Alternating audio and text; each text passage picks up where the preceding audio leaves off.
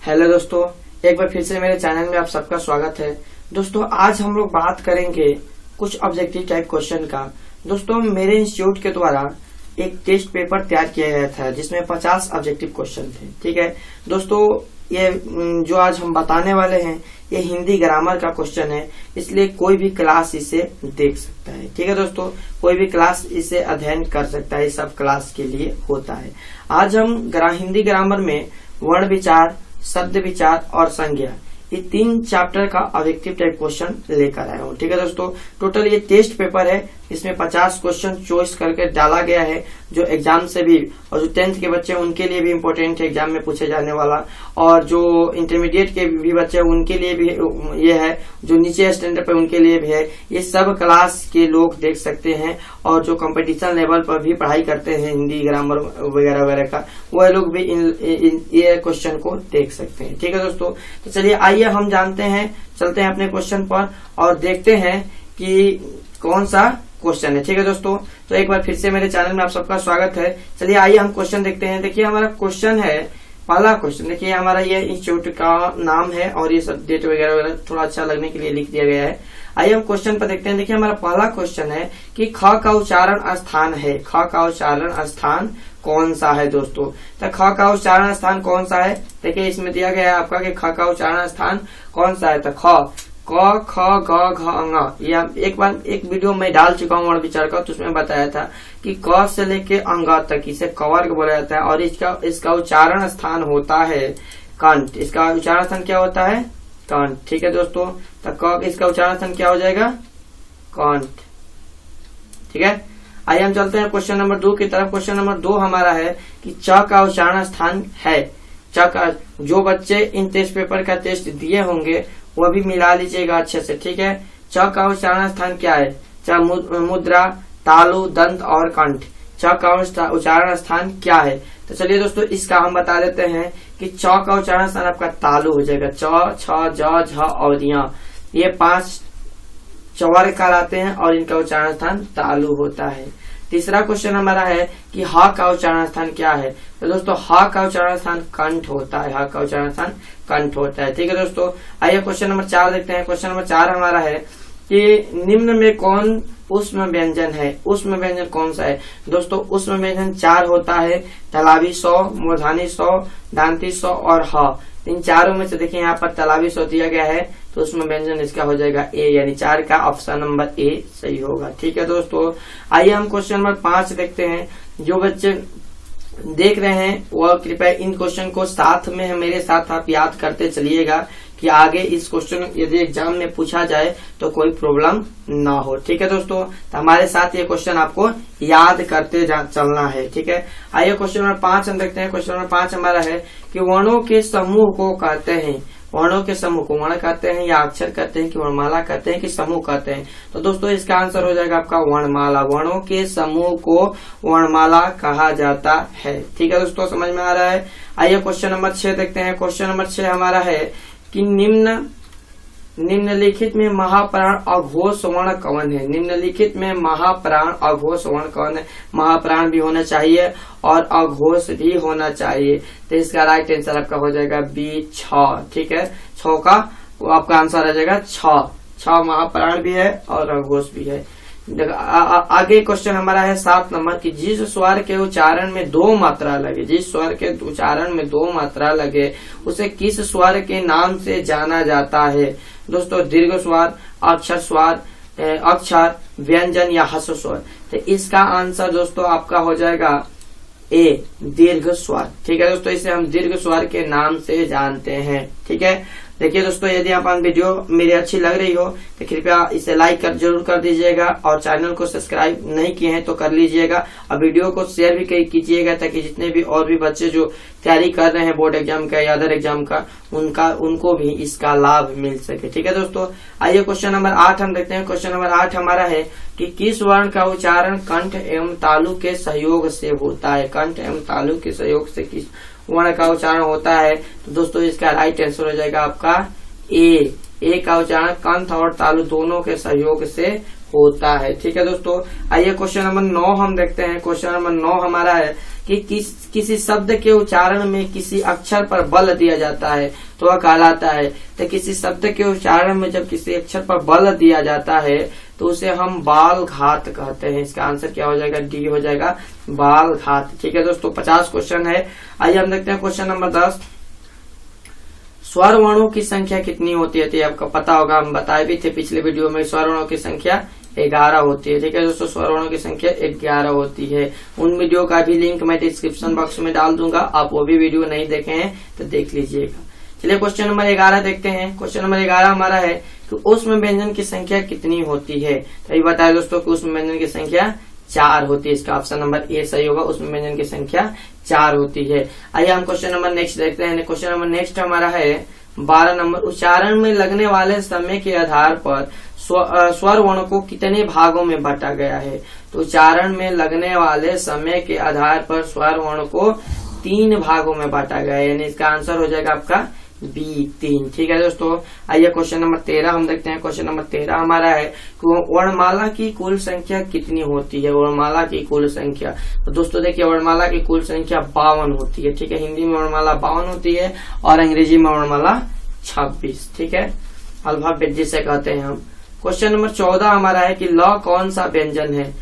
स्पर्श व्यंजन है, अंता अस्त व्यंजन है, ऊष्म व्यंजन है, संयुक्त व्यंजन है। तो दोस्तों मैं आपको बताया था कि स्पर्श में क से म तक स्पर्श व्यंजन होता है और य र ल व ये 4 अंता अस्त व्यंजन होते हैं और तलाबी समूह से दंती स ह ये ऊष्म व्यंजन होते हैं। छात्र ज्ञ और सरस संयुक्त व्यंजन होते हैं। इसमें से ल अंता अस्त व्यंजन आपका हो जाएगा, ऑप्शन नंबर बी इसका सही होगा। ठीक है दोस्तों, आइए क्वेश्चन नंबर 15 हम देखते हैं। तो क्वेश्चन नंबर 15 हमारा है कि तलाबी स कौन सा व्यंजन है? तो ये भी देखिए उसमें व्यंजन है ना, ये तलाबी समूह से दांती स और भी बताए, ये उसमें व्यंजन हो जाएगा आपका, ऑप्शन नंबर सी इसका सही है। क्वेश्चन नंबर 16 देखते हैं। क्वेश्चन नंबर 16 हमारा है कि स्पर्श व्यंजन की संख्या कितनी होती है? स्पर्श व्यंजन की संख्या कितनी है? तो स्पर्श व्यंजन क से म तक स्पर्श व्यंजन होता है, इसकी संख्या 25 होती है। इसका ऑप्शन नंबर बी सही है। आइए हम क्वेश्चन नंबर 17 देखते हैं दोस्तों। क्वेश्चन नंबर 17 हमारा है कि भावों की वह स्वाभाविक अभिव्यक्ति है जिसके कारण शब्द का अर्थ स्पष्ट होता है, कहलाता है। कौन से दोस्तों परिभाषा है? किसका परिभाषा है? महाप्राण कहलाता है, अल्प प्राण कहलाता है, अनुतान कहलाता है एंड संगम कहलाता है।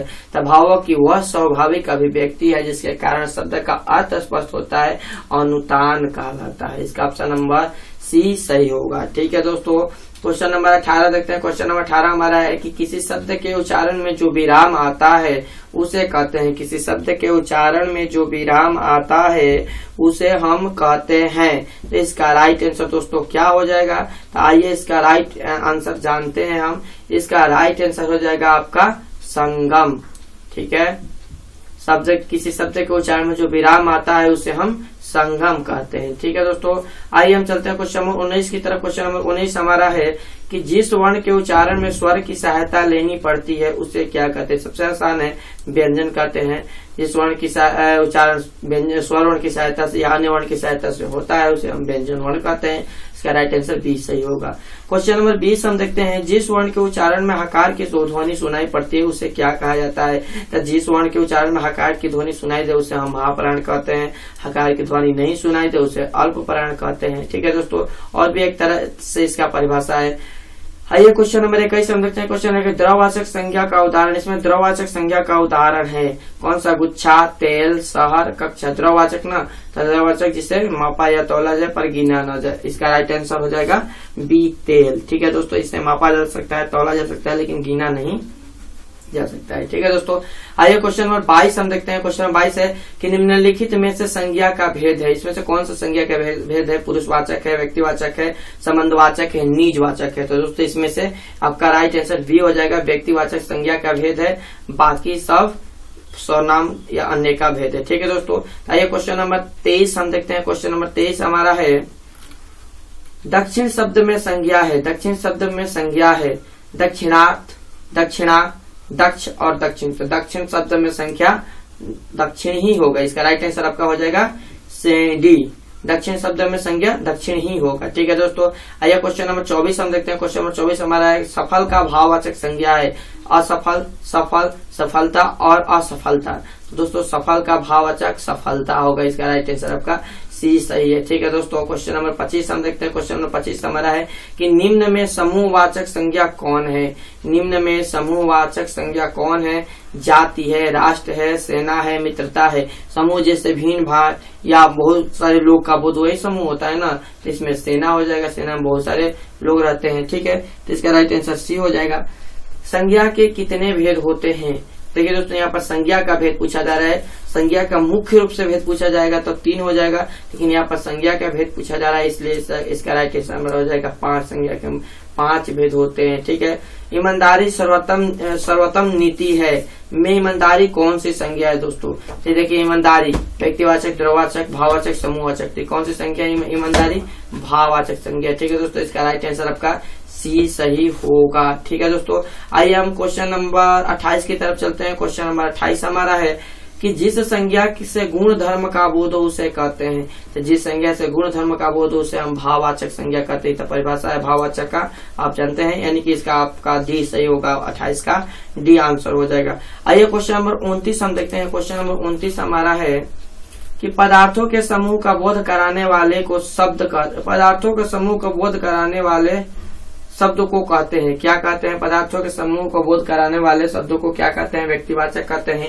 द्रव्यवाचक कहते हैं, जातिवाचक कहते हैं या समूहवाचक कहते हैं। देखिए दोस्तों यहाँ पर यहीं पर आपका आंसर छुपा है कि पदार्थों के समूह को बोध कराने वाले। देखिए यहाँ पर आपका आंसर छुपा है पदार्थों के समूह का बोध कराने वाले, यानी पदार्थों के समूह का बोध कराने वाले समूहवाचक कहलाते हैं। यानी कि इसका आंसर हो जाएगा आपका डी, समूहवाचक संज्ञा। ठीक है, आइए हम क्वेश्चन नंबर 30 देखते हैं। क्वेश्चन नंबर 30 हमारा है कि राजा दशरथ की कौन सी संज्ञा है? राजा दशरथ नाम है ना, ये राजा दशरथ क्या है? नाम है। तो राजा दशरथ कौन सी संज्ञा है? राजा दशरथ कौन सी संज्ञा है? ठीक है दोस्तों, तो इसका आपका राइट आंसर हो जाएगा कि व्यक्तिवाचक। ठीक है, इसका राइट आंसर हो जाएगा आपका व्यक्तिवाचक। ठीक है दोस्तों, समझ में आ रहा है। आइए हम चलते हैं क्वेश्चन नंबर 31 की तरह। आप मेरे साथ याद करते चलिएगा, कोई ज्यादा कठिन नहीं है, बहुत ईजी है, आप एक बार में याद कर सकते हैं। ठीक है दोस्तों, क्वेश्चन नंबर 31 हमारा है कि नदियों के नाम कौन सी संज्ञा है? नदियों के नाम, देखिए यहाँ पर नदियां नहीं पूछा जा रहा है, नदियों के नाम जैसे गंगा, यमुना, ये सब कौन सी संज्ञा है?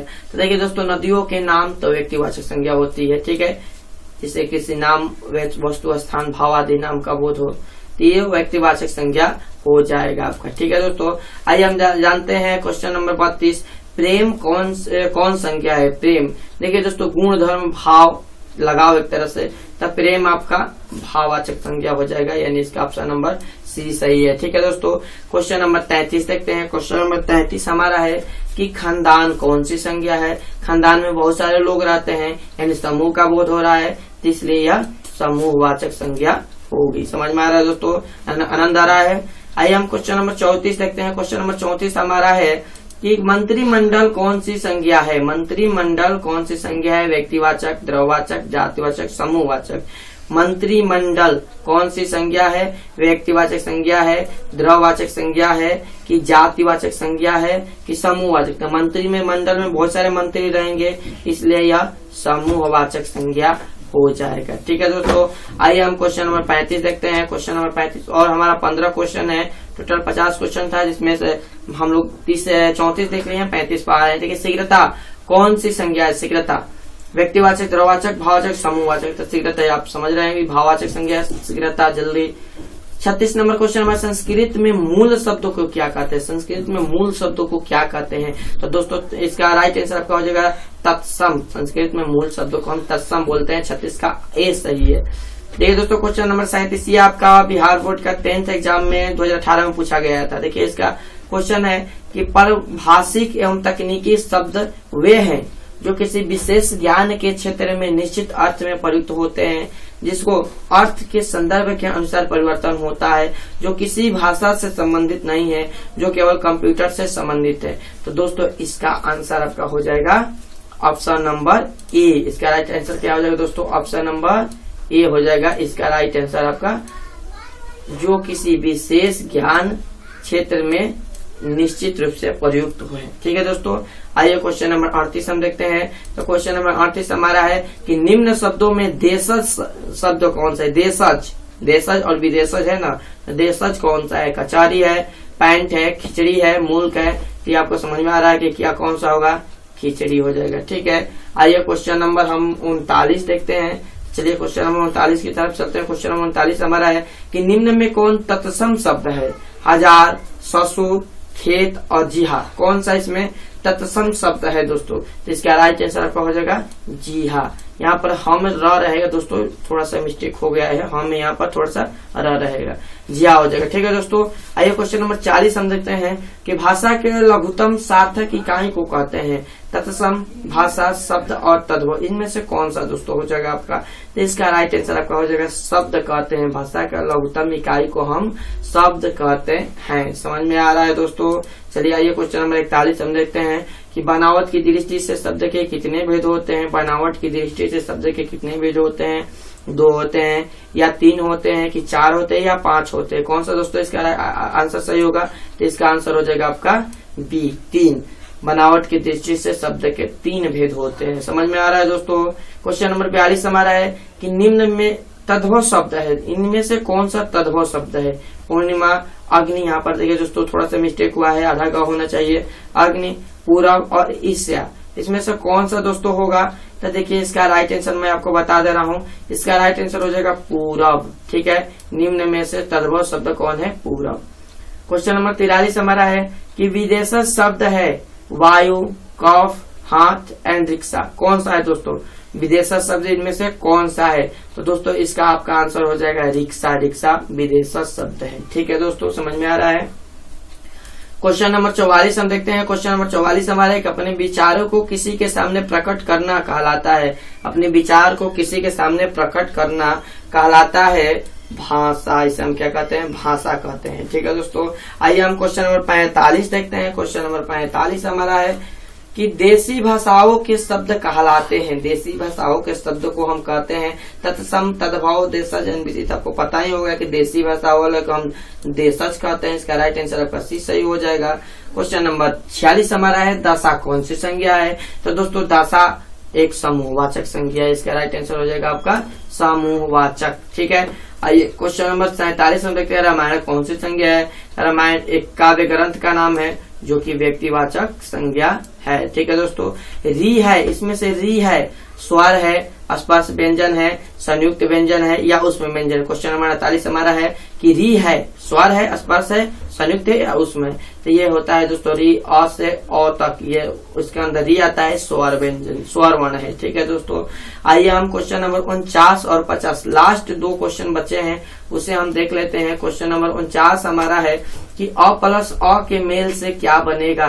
तो दोस्तों अ प्लस अ के मेल से आ बनेगा। ठीक है, और क्वेश्चन नंबर 50 और अंतिम क्वेश्चन हमारा है कि हर्षऊ प्लस हर्षऊ के मेल से कौन सा शब्द बनेगा? तो हर्षऊ प्लस हर्षऊ जब मिलता है तो दोस्तों दीर्घऊ बन जाता है। ठीक है दोस्तों, समझ में आ रहा है? चलिए हमारा 50 क्वेश्चन हो गया और इसी के साथ ये वीडियो में हम इतना ही रहने देते हैं और फिर हम नेक्स्ट वीडियो में कुछ साइंस के क्वेश्चन के साथ मिलेंगे। और हमारा जो मैथ का क्लास चल रहा है आप उसे भी पढ़ते रहिए और मेरे वीडियो को शेयर भी कीजिएगा ताकि और भी बच्चे जो पढ़ाई कर रहे हैं घर बैठे उनको भी इसका लाभ मिल सके। ठीक है दोस्तों, चलिए इसी के साथ हम इतना ही रहने देते हैं। धन्यवाद।